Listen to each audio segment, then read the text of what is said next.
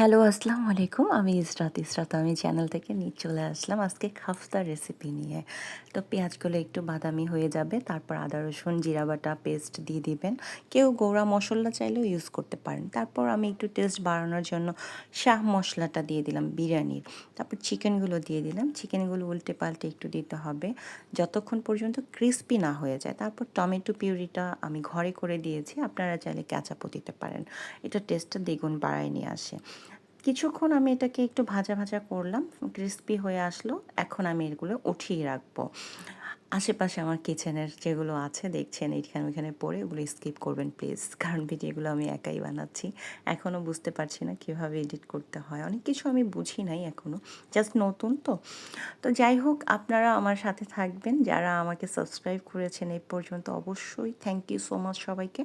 তারপর চিকেনগুলো উঠায় রেখে চালটা দিয়ে দিবেন। চালে অবশ্যই লেবু স্লাইস, কারি পাতা দিয়ে পানিটা দিয়ে দিবেন।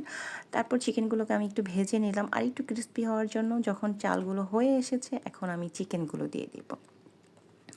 চিকেনগুলো দিয়ে আপনার এখন কিছুক্ষণ দমে রাখতে হবে। দমে রাখার পর সবাই টেস্ট কেমন হয়েছে অবশ্যই আপনারা আমাকে জানাবেন রান্না করে খেয়ে। সবাই ভালো থাকবেন। এখানেই শেষ করছি আজকে। আল্লাহ হাফেজ। আজকের মতো বিদায় নিচ্ছি। আল্লাহ হাফেজ।